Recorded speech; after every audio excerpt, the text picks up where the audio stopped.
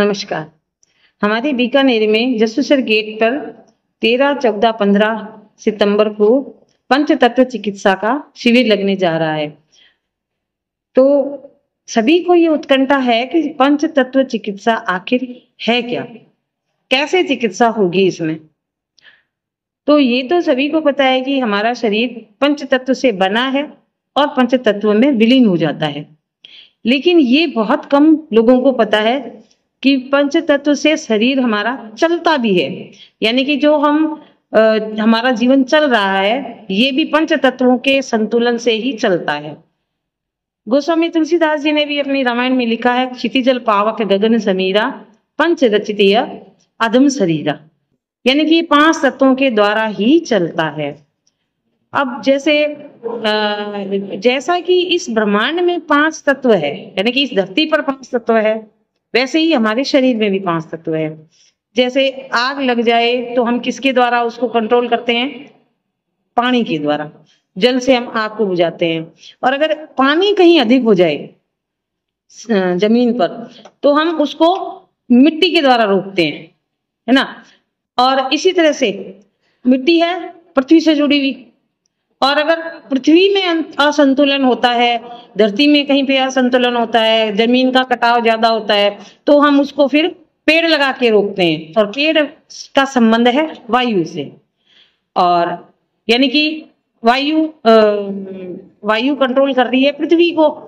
और इसी तरह से हम अगले तत्व की बात करते हैं तो वायु अगर हमारे शरीर में या फिर कहीं भी बढ़ जाए तो वो विस्फोट का कारण बनती है। और अगर उसको फैलाव दे दिया जाए वायु को तो वो विस्फोट रुक जाता है। यानी कि फैलाव यानी कि आकाश, वायु को कंट्रोल किया जाता है आकाश के द्वारा। तो जिस तरह से इस ब्रह्मांड में सारे तत्व एक दूसरे को कंट्रोल कर रहे हैं, तो हूबहू हमारे शरीर में भी इसी तरह से है। शास्त्रों में लिखा हुआ है, यत ब्रह्मांडे तत् पिंडे। पिंड यानी ये हमारा शरीर जो पिंड के रूप में है, इसमें भी वैसा ही ब्रह्मांड के जैसा ही सारा सिस्टम होता है। और ये हमारे शास्त्रों में पुराने समय से चली आ रही है ये चिकित्सा। हमारे पाश्चात्य संस्कृति ने इसको लुप्त कर दिया है, और कुछ पहले तात्कालिक कुछ कारण थे जिसके द्वारा इस पद्धति को गोपनीय कर दिया गया था ताकि इसका दुरुपयोग ना हो।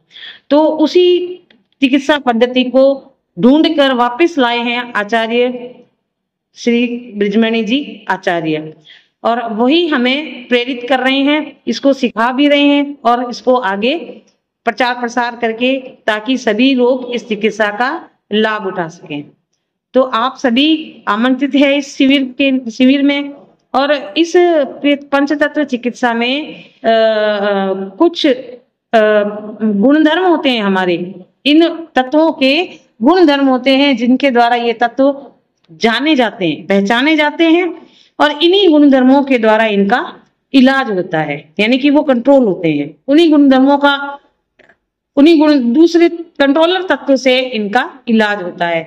तो फार्म के द्वारा कुछ गुणधर्मों के द्वारा बिगड़े हुए तत्व को पहचाना जाता है, और फिर उसका जो कंट्रोलर तत्व है उसके गुणधर्मों के द्वारा इसी को कंट्रोल करके और बीमारी को ठीक किया जाता है।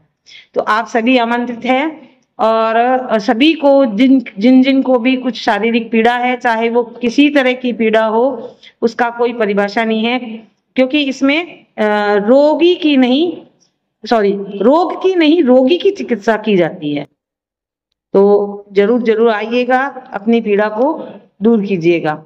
इसमें कोई गोली इंजेक्शन कुछ भी नहीं दिया जाता है, केवल तत्वों को पहचान के, बिगड़े हुए तत्व को पहचान के कंट्रोलर तत्व से उस तत्व को संतुलित किया जाता है, और वो रंग लगा के, चुंबक लगा के, या फिर दाना मेथी का दाना लगा के उसको कंट्रोल करते हैं। सभी को जरूर आना है। धन्यवाद।